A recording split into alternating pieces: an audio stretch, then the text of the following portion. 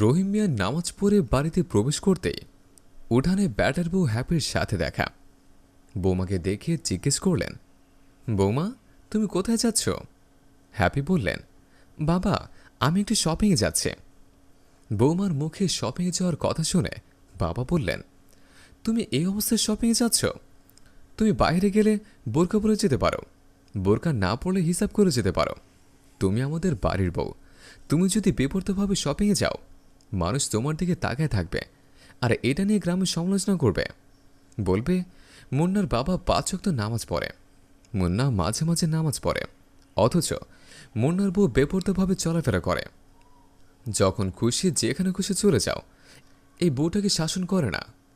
হ্যাপিকে রহিম মেয়ে এভাবে বোঝাতে লাগলেন, আর হ্যাপি রেগে সাপের মতন ফুলতে লাগলেন। রহিম মিয়া তার বউকে অনেক সময় বোঝানোর পর ব্যাটার বউকে বললেন, এ অবস্থায় তুমি কোথাও যেতে পারবে না, যাও তাড়াতাড়ি বাড়িতে যাও।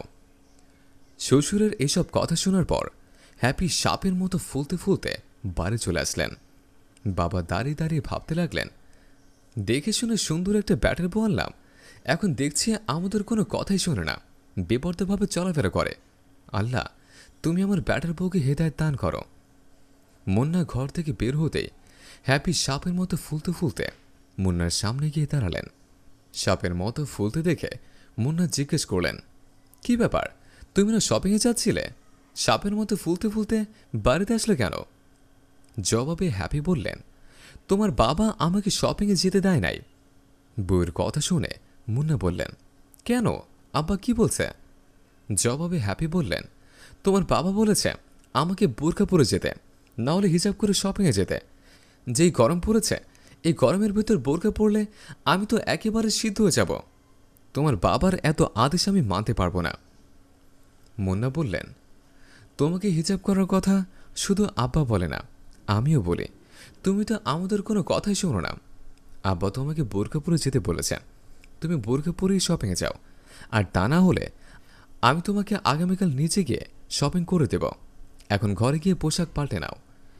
মুন্নার কথা শুনে হ্যাপি রেগে গিয়ে বললেন, আমি কি তোমাদের হাতের পুতুল নাকি? তোমরা যেভাবে নাচাবে আমি সেভাবেই নাচব। আমি আজকে শপিংয়ে যাওয়ার জন্য বের হয়েছে, আমি শপিংয়ে যাব। বউয়ের কথা শুনে মুন্না বললেন, দেখো আব্বা যেহেতু তোমাকে এ অবস্থায় শপিংয়ে যেতে না করেছে, তুমি এই পোশাক পরে শপিংয়ে যেও না, তাহলে আব্বু আমার সাথে রাগারাগি করবেন। মুন্নার কথা শুনে হ্যাপি বললেন, তুমি আমাকে নিয়ে সংসার করছো না তোমার বাবাকে নিয়ে সংসার করছো?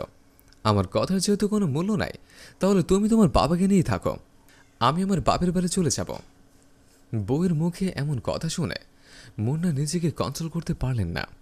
বলতে লাগলেন, তোমাকে বিয়ে করেছে 3 বছর হলো, 3 বছর যেহেতু আমি তোমাকে ভালো করতে পারিনি, আব্বা কিভাবে পারবে? বাপের বাড়ি যেতে যাচ্ছ, বাপের বাড়ি চলে যাও। যেদিন ভালো হতে পারবা, আমাদের কথা মতো চলতে পারবা, সেই দিনই তুমি বাড়ি ফিরে এসো। এই কথা বলে মুন্না বাইরে চলে গেল। হ্যাপি সাপের মতো ফুলতে ফুলতে সিদ্ধান্ত নিলেন, না এই বাড়িতে আর থাকবো না, আমি আমার বাপের বাড়ি চলে যাব। যেমন বাবা তেমন কাজ। হ্যাপি এক মুহূর্ত দেরি না করে বাপের বাড়ির উদ্দেশ্যে রওনা দিলেন। সিঁড়ির উপর মন খারাপ করে বসে আছেন হ্যাপির মা ও ভাই সাব্বির। সবাই বসে আছে, কেউ কোনো কথা বলছেন না, মনে হচ্ছে যেন নীরবতা পালন করছেন।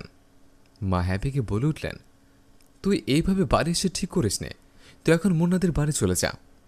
সাব্বির বললেন, মা ঠিকই বলেছে, তুই এইভাবে চলে এসে মোটে ঠিক করিস নে, এখনো সময় আছে, তাড়াতাড়ি বাড়ি গিয়ে মুন্নার কাছে ক্ষমা চা।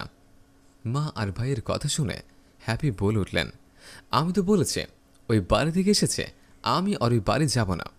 হ্যাপির কথা শুনে মা বললেন, তোর শ্বশুর তোকে তো খারাপ কিছু বলে নাই, তুই মাথার কাপড় ফেলে বাড়ি থেকে বের হলে তোর শ্বশুরের মান সম্মান অবশ্যই লাগবে। তোর শ্বশুর 5 ওয়াক্ত নামাজ পড়ে, আর তুই যদি মাথার কাপড় ফেলে ঠং ঠং করতে করতে শপিংয়ে চলে যাস, মানুষ তো তোর শ্বশুরকে নিয়ে গালমন্দ করবে।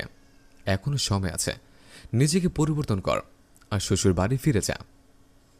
এবার মায়ের কথা শুনে হ্যাপি রেগে গিয়ে বললেন, বুঝেছি তো, আমি তোমাদের কাছে বেশ হয়ে গেছে, তোমাদের বাড়িতে এসেছে, তোমাদের ঘরে চাল ফুরিয়ে যাবে, না খেয়ে থাকবো দরকার হয়, তবুও আমি এই বাড়ি থেকে যাব না। সাব্বির বোনের কথা শুনে বললেন, দেখ বোন, তুই আমাদের বাড়িতে আসছিস, এতে আমাদের আনন্দ হওয়ার কথা, কিন্তু তুই তো শ্বশুরের সাথে রাগ করে আমাদের বাড়িতে এসেছিস। ঝগড়াঝাটি সংসার হবে, তার মানে এই না যে ঝগড়া করে বাপের বাড়ি চলে আসব। তোর যদি এই বাড়িতে কোনো সমস্যা হয়, আমরা গিয়ে তার বিচার করব। কিন্তু তুই যে অপরাধ করে বাড়িতে আসছিস, তোর শ্বশুর আর স্বামীকে কি বিচার করব? বিচার তো তোর করা উচিত। এখন সময় আছে, শ্বশুরবাড়ি ফিরে যা। ভাইয়ের কথা শুনে হ্যাপি বললেন, আমি কি তোমাদের কাছে বেশ হয়ে গেছে? যদি বেশ হয়ে থাকে, আমি তোমাদের বাড়ি ছেড়ে চলে যাচ্ছে। প্রয়োজনে গার্মেন্টস করে চাকরি করে খাবো, বাড়ি আসবো না। শিফার কথা শুনে মা এবার রেগে গিয়ে বললেন, আমার ভাবতেও ঘৃণা হয়, তোর মতো মেয়ে আমি পেটে ধরেছে। ছোটবেলা থেকে তোকে শাসন করার চেষ্টা করেছে, তুই আমার কোনো কথাই শুনিস নে। যখন যা ভালো মনে হয়েছে তখন তাই করেছিস। এখন তোকে ভালো করে বিয়ে দিয়েছে, এখনও যদি তুই আগের মতো করিস তাহলে আমি কি করব? আমি তোকে শেষবারের মতো বলছি, এখন এই মুহূর্তে তুই শ্বশুরবাড়ি চলে যা। আজকে থেকে আমাদের বাড়ির ঘরে দরজা তোর জন্য বন্ধ। মা এই কথা বলে ঘরে চলে গেলেন। সাব্বিরের কথা না বলে বাইরে চলে গেল। হ্যাপি ওখানে বসে বসে ভাবতে লাগলেন, বাড়িতে এসে মা আর ভাই যে কথাগুলো বলছে সত্য বলছে। আমি ছোটবেলা থেকে ওদের কারো কথাই শুনিনি, এখন বিয়ে হয়েছে। এখন যদি আমি আগের মতন চলে, তাহলে তো আমার সংসার টিকবে না। এইসব কথা ভাবতে ভাবতে শ্বশুরবাড়ির দিকে রওনা দিলেন হ্যাপি।